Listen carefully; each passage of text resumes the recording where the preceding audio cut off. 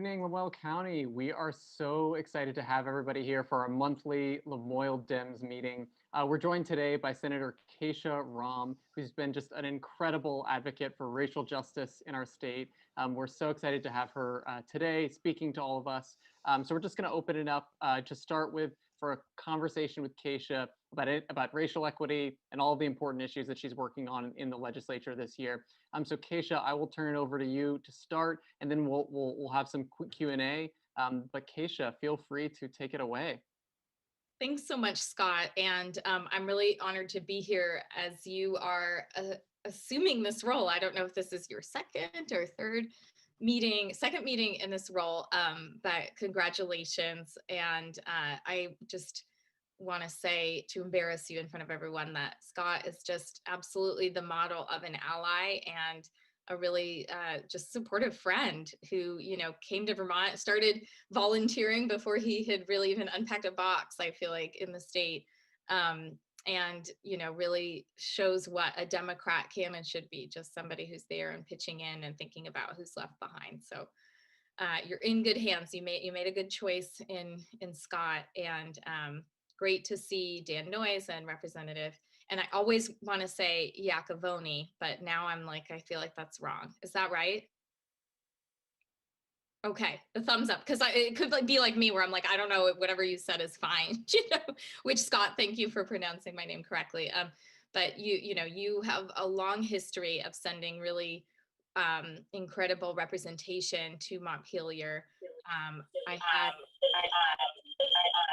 Oh, this is gonna get that. Are we good? Okay.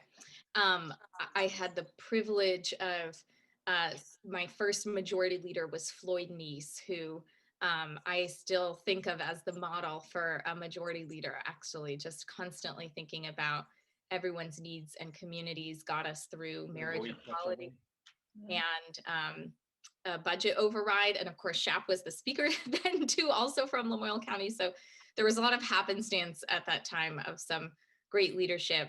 In my one and only statewide race in 2016, some folks may recall that Stub Earle was my campaign treasurer. So you have constantly just had some really storied and legendary representation. So just really nice to be with all of you. I don't have a particular agenda this evening. We are at the end of Black History Month, the beginning of Women's History Month, can also be thinking about these issues and should be thinking about these issues all the time, of who gets marginalized in conversations and whose needs go unmet, who, policies and institutions were not sort of written for and built around. And, at the same time, we're also coming up on town meeting day tomorrow, which is usually a time of great celebration and excitement for a lot of us. And what makes me sad is that two of the Black women who had been serving in local elected office have decided not to run again. So we are losing two of the three that we had. This leaves Uriah Hightower in Burlington. And there are two Black women that I'm aware of who are running for office newly and that is in the kind of municipal level races. I think Lamoille County is also has a spirited race for a school board local election where there's a Black woman running, and not to say that that should be someone's only sort of qualification for serving in office, but the fact that we are down to one in at the municipal local elected office level, and there are two more, one in Bennington, one in Middlebury running, and a handful more for school board. And, they're not experiencing great strength in numbers. They are reporting sending their kids out of state so that they feel safer running. They're really steeling themselves for a different kind of experience running for office in Vermont than most of us, I think, would like to believe is the kind of Vermont way and the local doorstep democracy that we're all used to. So that's what I'm kind of sitting with as we go into town meeting day tomorrow. I will just say a little bit, about myself for those who don't know me. I'm new to the state Senate from Chittenden County. I served for 8 years in the House before that, from 2008 to 2016. When I was running for the House, I was 21. I was a senior at UVM. Um, for those who also may not know, my first experience being encouraged to run for office was when I shared a stage with Senator Bernie Sanders and this rock star senator from Illinois who was gaining lots of fame in the country. My dog is storming in. And I see that. And when I had finished my little speech about why young people should get involved in politics, this rock star senator from Illinois turned to Bernie Sanders and said, "You know what, Bernie, if you don't behave yourself, we're going to run Kesha for the Senate instead of you." And it was the first time anyone encouraged me to run for office. Turned out that we would share a ballot 2 years later, and he would become the 44th president of the United States, and I would become one of the youngest legislators in the country.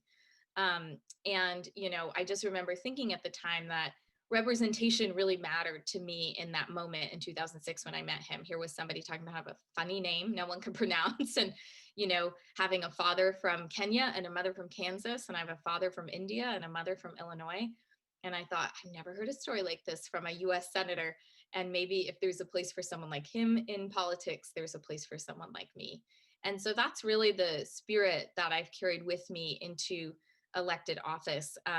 It's really different when someone who shares your lived experience in some way or knows a little bit about what your life has been like sits in one of those seats and asks questions. And, you don't have to share your entire life story with them in 3 minutes in order to feel like they have enough of your interests at heart when they are voting on legislation. So, it's just really important to me to get out there, be talking to people around the state about how their voices mattered and how we could work on legislation together. I was on the General Housing and Military Affairs Committee and then Ways and Means. And I still remember being 25 and serving on Ways and Means. And I had become a property taxpayer at that point. I had bought my house in Burlington in the district I was representing. And, I remember thinking, wow, like we really, this is a huge deal to be this young and making tax and revenue decisions for the state.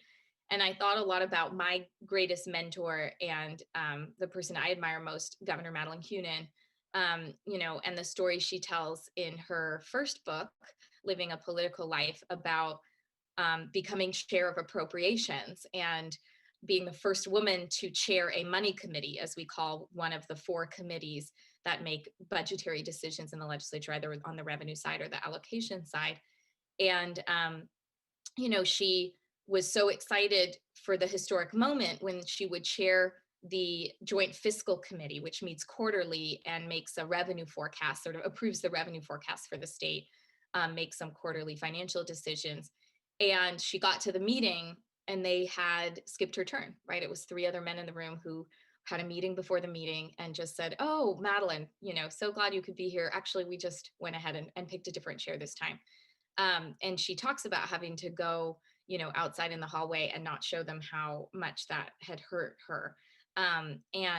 So I constantly have thought not just about who's seeing me in power and who's thinking that their future may be different, but whose legacy I'm inheriting and how much responsibility I have to, take my place at that table and not feel like I shouldn't be there because women like Governor Kunin had fought for me to be there and be in that seat. My work has I like to say, I don't like to say this, but I will say my work hasn't changed since entering the Senate. I introduced a lot of legislation in the House that was considered somewhat radical at the time. It was issues even radical like changing Columbus Day to Indigenous Peoples Day. I was told the Knights of Columbus are going to come after you. More oversight of policing and independent investigation into police use of force. I was told that's never coming off the wall. 13 years ago, I introduced an environmental health indicator bill so we could see which communities in the state, had the most adverse health effects and how that was affected by their environment, knowing that Rutland has high asthma rates, Newport has deep energy poverty, wanting to look at these issues. We still have not passed a comprehensive environmental justice bill in the state, and we're one of the last states in the country not to have done so. And, I'm going back to the Senate now. And the good news is I don't have to be the one to bring these things up anymore, or the only one at least to bring them up. There is a lot of support for these issues. And after 4 years away, there's only a couple things I can think of that have changed quite a bit. And that is 4 years of Donald Trump and the murder of George Floyd. And what I am saying lately to people is that I really don't want to see a predatory fascist in the White House anymore. And I don't want to watch a Black man killed on television for 8 minutes and 46 seconds for people to wake up and recognize that these issues are real and important and affecting the lives of Vermonters and people around the state. And so I think one of the most important things we're doing at this point, besides treating racial and social justice as a priority, is, looking at the data and disaggregating it finally after many years of advocacy to do so that we see these disparities. And as we look at disparities right away, we see, alarming differences in the experiences of Black Vermonters, of kids with disabilities. We're just seeing huge disparities that we need to be dealing with. As some folks may know, at the height of the pandemic and the surge in the New American communities in Winooski and Burlington, the COVID infection rate for Black Vermonters was 10 times higher than the COVID infection rate for white Vermonters. And that was before the surge in cases with the Jamaican farm workers in Champlain Orchard. So, we have really a long way to go. And I think that woke up a lot of people in the Department of Health. We started working together before I was elected on paying and empowering more young people in New American communities to share health information and build the relational infrastructure needed to deal with some of these issues. But really, government is starting to realize if they don't have relationships, they don't speak the language that people are speaking in the state, they don't have trust built in a lot of our communities. That means that, that can mean life or death. And it can mean, a lot of serious issues for people and feeling not just left behind by government, but, in a public health emergency, that means that they are then at risk of harming others. And so, sadly, what I think it took a pandemic for us to see is that we all need each other and our health is intertwined. And a lot of our frontline workers, who are lower income and who identify as New American or people of color, can't get left behind because we're heavily reliant on them. We're heavily reliant on our farm workers. So we just need to be thinking about all Vermonters as we move forward. And that's my goal. That's my goal in the Senate, is to make sure that we are hearing those voices, and that when we do so, we're really acting on their needs and making sure that we are measuring our progress, that we're centering equity, and that these things are no longer an afterthought or sort of come after we've done all of our work on bills. And, we have some really strong advocates in that regard, but it also takes someone sitting in one of those seats to be able to say, let's stop and pause and make sure that we're really hearing people and identifying their needs. And so I'm proud to be, in that context, the first woman of color to serve in the state Senate. That's a lot of the kind of philosophy and approach that I bring to my work. And so, that's sort of what I thought I'd start by saying, and open it up to questions or thoughts. I'm much better in that context, priorities. And, I can hear as well about your two wonderful representatives, what they're thinking about. And many others who couldn't be with us this evening as well. But yeah, just really wanted to open it up and hear from folks. Thanks so much, Kesha. We're really grateful for your leadership and just your continued example of how our state needs to grapple with racial equity issues. So really grateful for everything that you're doing. Yeah, I would love to hear any questions from anyone. I've got a lot, but happy to open it up.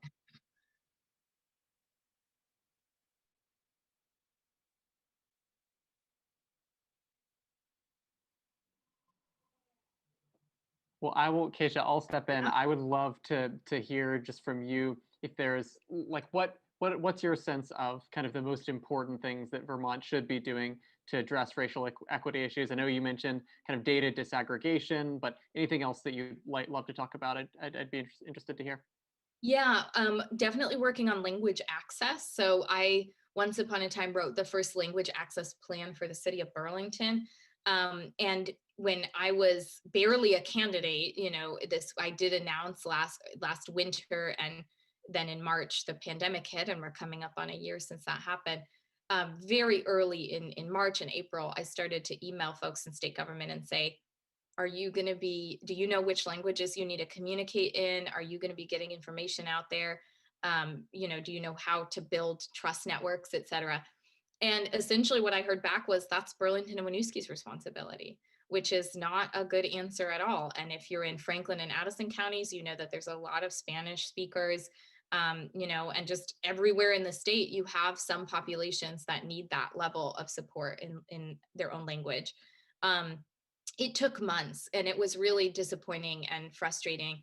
It took months for even volunteers to get the resources that they needed to put videos up that would get people as information. And we know the information was barely clear in English, you know, so then you're trying to simplify it and get urgent information out about health, business recovery, economic recovery in general to people in other languages. And that was too slow of a process. That was too slow. We were fortunate in some ways that this is a rolling disaster, and that there was time to improve the situation before actual lives were lost.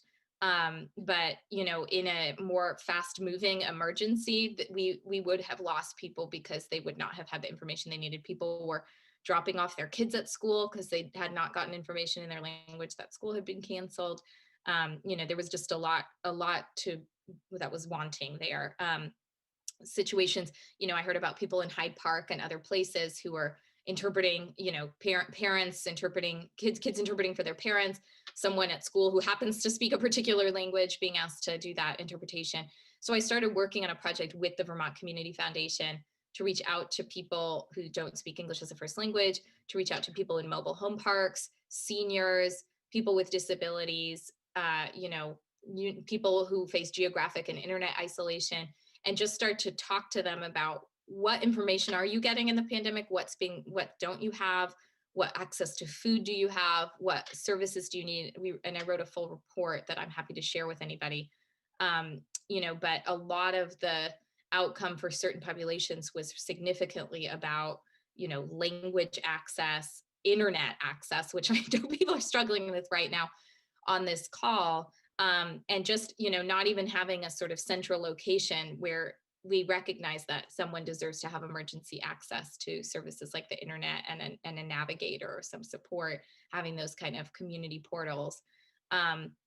So yeah, we have, you know, a full report on some of the more acute needs of people in recovery. But of course, sadly, I think what was most stark of all is for someone who's facing isolation for other reasons, getting on we did Zoom, but we also did, people could phone in and sort of like still tried to gather a conference call of people. And for some of them, they just hadn't done that in a long time. They had to drive 45 minutes, or they had to have an interpreter on the phone to just talk to other people, to be able to say, I'm not okay. And do you have any mental health resources? And do you know where I can get help for this? And, you know, if we're hearing from people who went those extra steps and we paid them, we compensated them for their time, $50 to get on the phone with us. So, you know, if some, who didn't we reach, you know, who's out there who has not had a lot of contact from others, who's feeling really isolated, who, you know, has no mental health supports, doesn't know who to call. You know, that sort of is what keeps me up at night still. And I think what keeps a lot of us up at night in the legislature as we try to work through our solutions. Thanks, Keisha.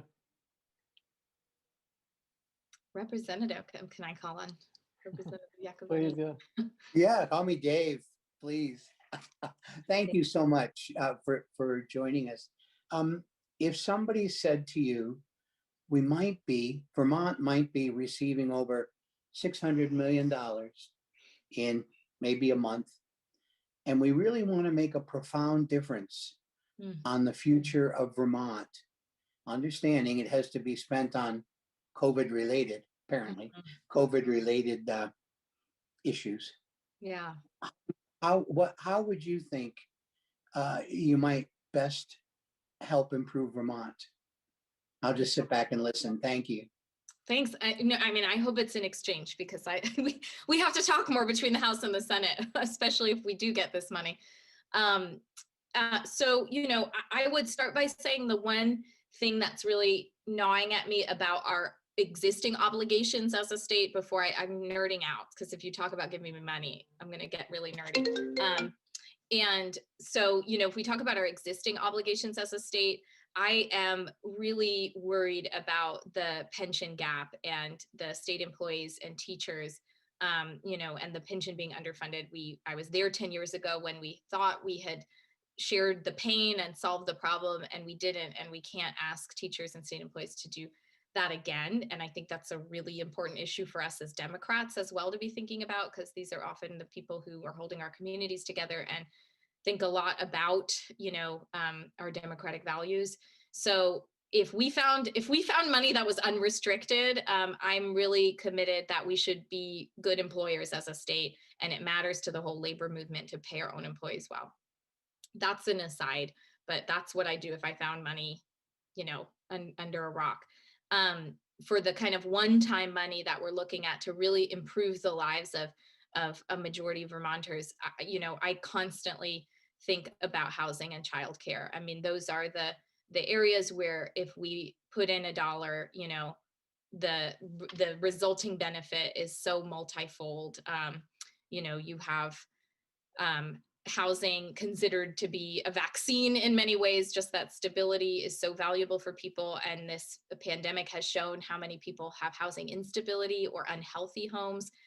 They live somewhere where they have poor indoor air quality, black mold, not great heating, and access to, efficient fuels, et cetera. So weatherization, I'm glad we're prioritizing that. And, if you gave me money at any time for any reason, childcare, I still think is the best investment we can make, period. It's the way that we build a society and make sure that we have the early interventions that save us a lot of money in many other realms. So those are really important areas to me. Knowing that we're getting $200 million in rental assistance, I still like to just think about visionary ways that we can build back better. Some of it is really for stopping the bleeding with people who haven't been able to pay their rent in a long time, landlords and small landlords especially, who've been waiting and holding on and haven't gotten any money in the door. I have this small proposal to, it's built off a program that actually exists in New York City, but we would do a rural version of it. And it's called Green City Force. And they place an AmeriCorps. And Dan and I are working on this because he's a great AmeriCorps guy. And like service matters a lot to me as well. But we wouldn't place AmeriCorps in the sense that we would drop someone in a mobile home community or an affordable housing community in the state. We would go into those communities and find someone who's looking for a local way to get people organized, get involved, and put money towards them becoming an AmeriCorps, but then use the rental assistance to give them a very generous rental subsidy so they can actually serve as an AmeriCorps, and help them organize in their communities to weatherize, to create community gardens, to really take ownership of their community in whatever way they feel would be meaningful, to be that community organizer around environment and greening and beauty and the kinds of things that matter to a lot of communities, but they don't get a lot of time to stop and think about it. And if you talk to our energy folks and our efficiency folks, they're saying, we actually do have this one-time money. We never have enough money, but when we do have money that's specifically for low-income communities, we have very little uptake because people don't trust us. They have no idea what we're talking about. It's very distant, so we're leaving a lot of people behind in our movements to, in the green economy and in our climate economy. And so this is an idea to really bolster the participation of all kinds of people. Could be young people, could be, Dan's been talking about a veteran who is good at weatherization, who lives in, a mobile home community, who could really showcase his skills and help his local folks feel like a part of the environmental movement and climate change movement. And nobody dislikes my idea, so I'm gonna try to find $1 million. And as long as our federal government doesn't say that's restricted to only emergency rental assistance, which they haven't so far, we're going to work on that, and I'll pitch it. I'm going to be with Congressman Welch in 2 days and make sure I talk to him about it, Dan, so we're all on the same page. But yeah, exactly. I just think we need money for things that we've always needed money for. I don't think that need has changed. It's just been entirely exacerbated and made visible to us in such a stark way. And then I'd like to take small pockets of money and not create new programs that we sort of give people fatigue, because right now we have departments and agencies that are just tired. They've just been trying to hold on to communities through a pandemic. But how do we make small turns to make big change so that people can participate in a lot of movements and forward-thinking career efforts, the future of work, in ways they haven't before? Thank you. Kesha. Yeah. I know we are at time, but maybe we can squeeze one more question in. Joe, do you want to ask your question? Yeah. Hi, Kesha. Thank you. I love what you just said. As you know, for housing, I'm in Stowe. Yes. And okay, Thank you. No, thank you for being there, for running. And there's so many older people, younger people who have lived here a long time or have just come here, and they cannot afford to stay here. Yeah. Median price of a home is $750,000. 60% of the homes are Airbnbs, are owned by somebody else who doesn't live here, which makes me very concerned for the state of our community, as we've always been strong, participatory. And I just don't know what the answer is. And, there are Act 250 issues, there's all kinds of things, but we've got to figure out how to keep this young man here, who is our chair, in our town. I'm concerned. I know young people who, their families own businesses here. They work in their families' businesses. They can't live here. The business has been here for 100 years. They can't live here. So this is a real problem in our town, and I'm sure it probably is in places like Manchester, Dorset, et cetera, et cetera. So I don't know. Do you have the whole answer to that?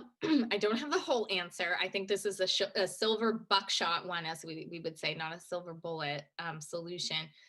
I do, when we talk about short-term rentals, what I don't want to make the enemy are owner-occupied rentals, where they might create a duplex or have a small accessory dwelling and earn money that way. Because I can tell you, we've had this problem for a long time in Burlington, and we finally bought a house outside of Burlington. I'm engaged to a boy who grew up on a farm in Charlotte, and we've moved to Shelburne now.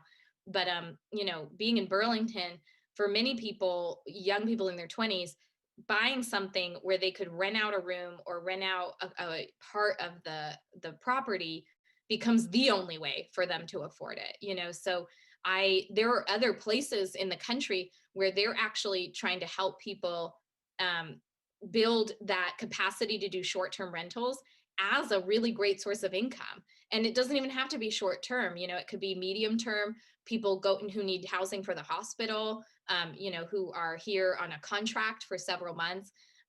When my friends say, oh my gosh, I'm having a baby and I can't work as much and I don't know what to do, I'm like, do you have like an attic or a basement or something?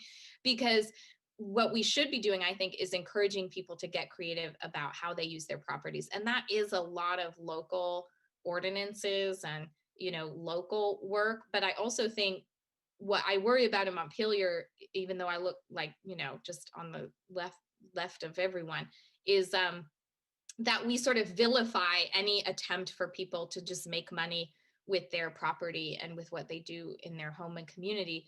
And, that's not going to work for a lot of young people. Like, people ask me all the time, hey, what do you think young people want? And I'm like, well, I've just heard you talk about how you once bought a house on a lake for like $18,000, did whatever you wanted, fixed it in whatever way you could, had your friends come over, did all the things, cut corners, and now this home of yours is worth like, in the $500,000 range. And so if there's no elbow room for young people, they're definitely going to leave, and so sometimes what we do is we want everything to be perfect and well regulated, et cetera. And young people are going to leave those areas and go somewhere where they can farm a little bit more, make a little more noise, have some chickens, like, have a rooster. So I do think but also find a partner, right? So that's important too.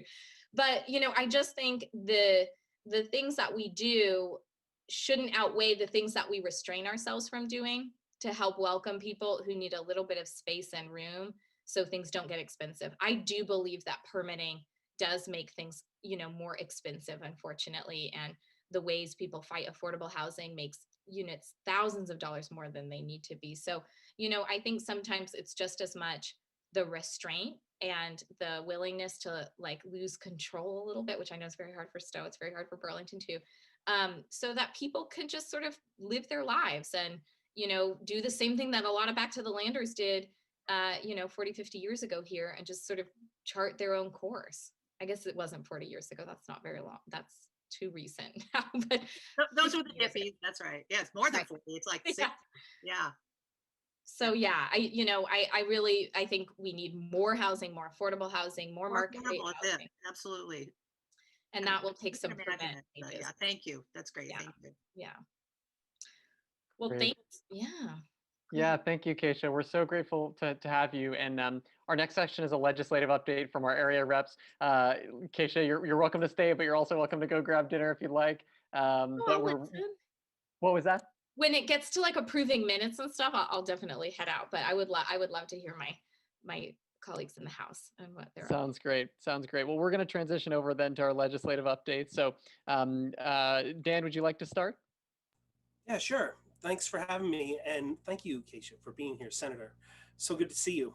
Though we've been talking quite a bit and really trying to come up with some ideas around AmeriCorps and how we can have some service in Vermont, helping older Vermonters and with housing and our environment. So I'm looking forward to working with you. And then I got a call from Representative McCormick today on a project I'm working on to engage our youth coming out of our tech centers in repairing people's cars as an AmeriCorps program at VTC as a way to help people that live in these rural areas be able to get to work, and the inspection issues that, you know what our roads are about to be like. As soon as this frost coming in tonight after the rain today, they're about to fall apart. And so are our cars. So working on a little project around engaging the youth coming out of our tech centers in an AmeriCorps program. So I just got a call. But one thing I do want to pick up on, you talked about the racial and economic, what's the right word? When we talk about the legislation that we're working on, and a bill that I have coming up on Thursday is the Office of the Child Advocate. That's a bill that I've been working on for years, and really want to take a deep dive into that and look at how DCF provides for all the children in the system, and making sure that everyone is treated equally and fairly, and what that looks like. So we'll be taking some testimony from Susanna Davis and just really trying to make sure that our legislation has that, it takes that into account as we're trying to create this Office of the Child Advocate. So I'm hoping that will come out of the House by crossover, and with the child care bill that we've been working on in my committee, it may be a little late. So I'm hoping that the Senate will agree to take up a bill that maybe is a day late. We'll see. Representative Iacovoni's laughing. I know it's kind of an interesting dance right now as we get close to crossover. We have another bill that I'm a sponsor on with Representative Wood that we're going to take up first after we deal with the child care bill. I'll come back to that, which looks at the rates that we provide to home and community-based providers. You probably all have heard me talk about this 100 times. Something I'm very passionate about, and I want to make sure that the people that provide services and care to our older Vermonters are adequately compensated, in the agencies that are trying to make sure that they have the care they need, have the funding that they need. And I know I have a great ally on appropriations, Dave Iacovoni. So always talking to him about how we move this legislation forward. So we're also have in my committee, we've been working on for 2 weeks. It's been like a long 2 weeks sitting here in front of this camera and Zoom in my daughter's bedroom. But basically looking at how we're going to deal with childcare in Vermont and how we're going to fund it and what it looks like and how the people that work in the childcare providing it are adequately compensated. And we're trying to shoot for a goal of that no one pays more than 10% of their income. Who knows if we can get there? It's really a big step. That's a lot of money to get to that point.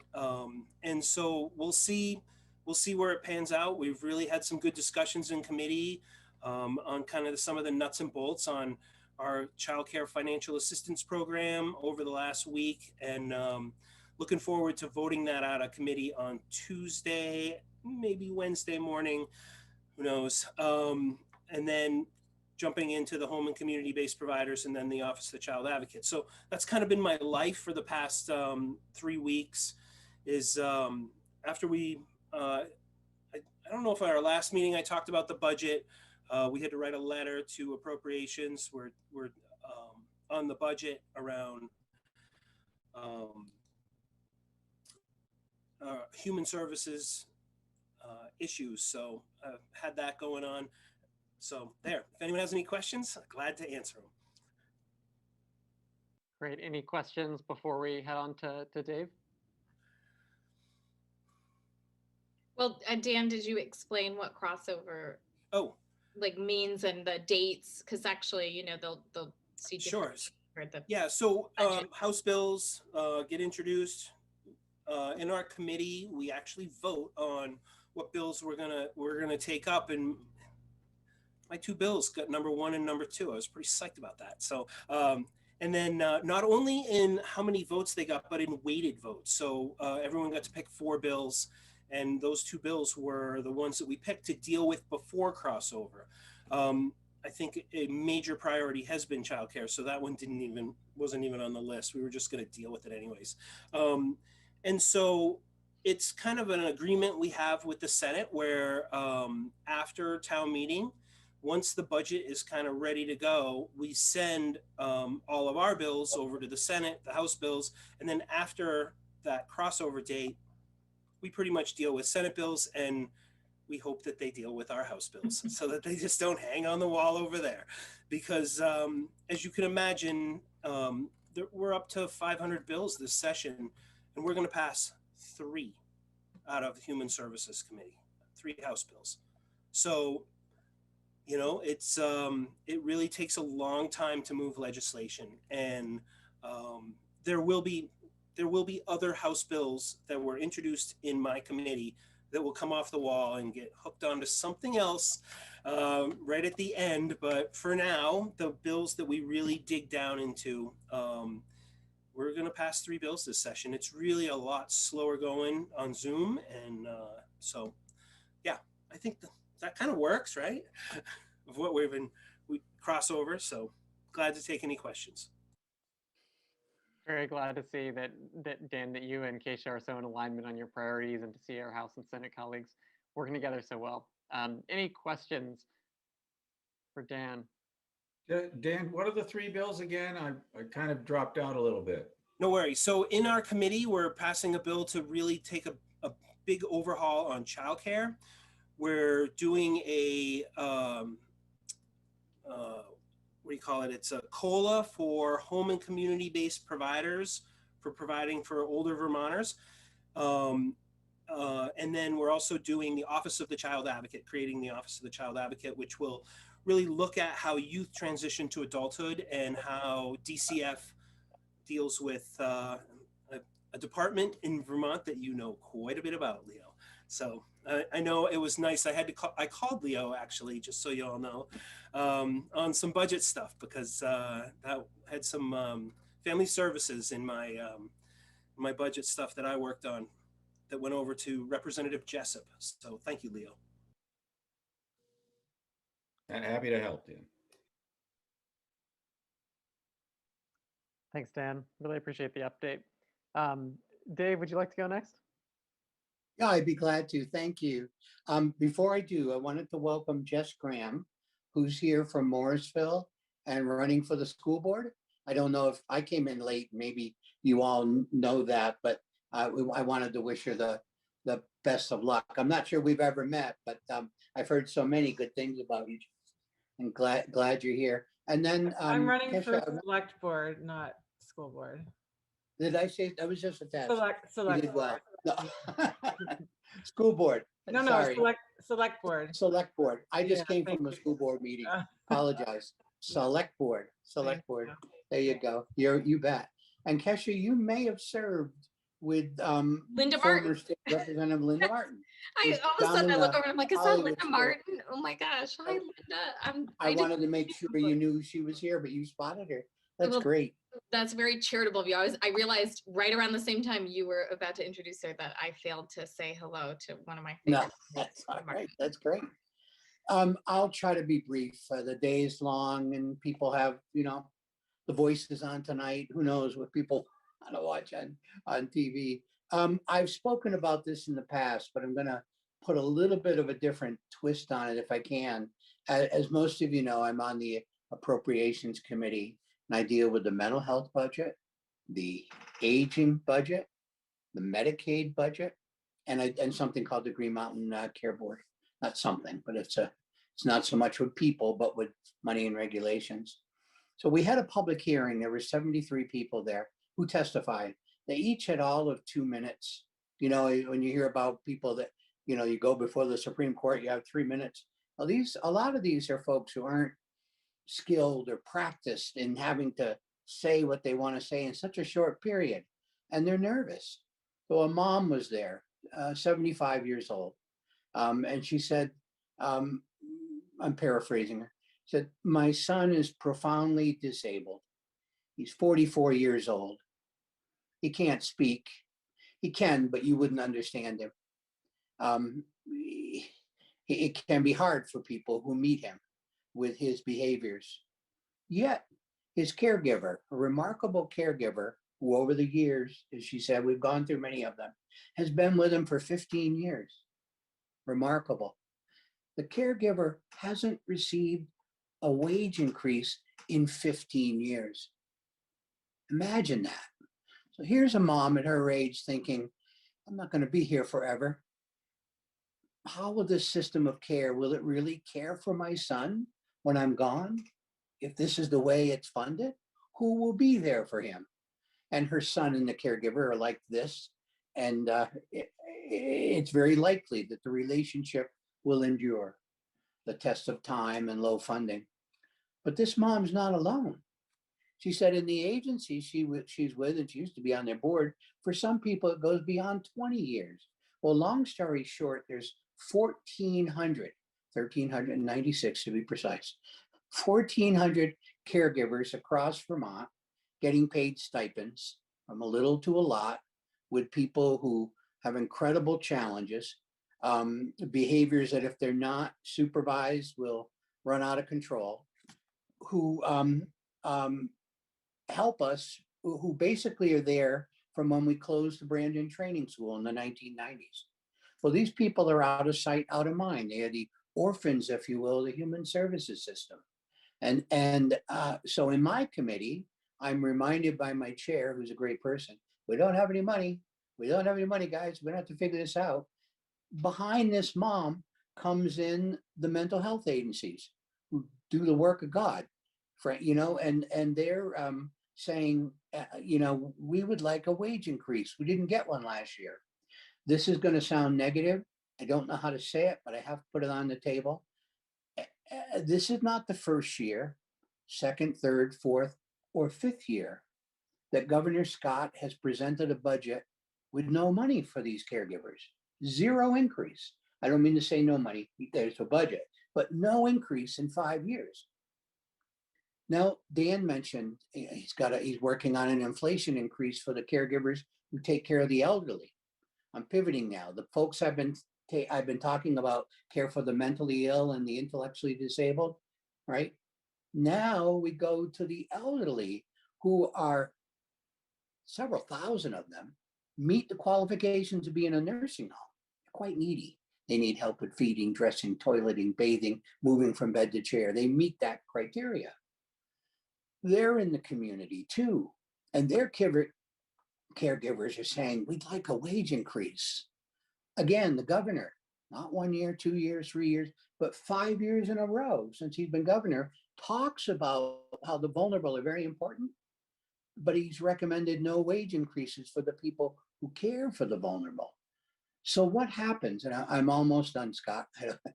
What happens is the caregivers don't show up. The burdens of care fall on the shoulders, in this case, mostly older partners or aging adult children who aren't young anymore, to help out and provide the care in the homes for people. If this were Springfield Hospital going bankrupt, you'd hear about it and there'd be help. If it were the Brattleboro Retreat needing financial relief, you'd hear about it and there would be help.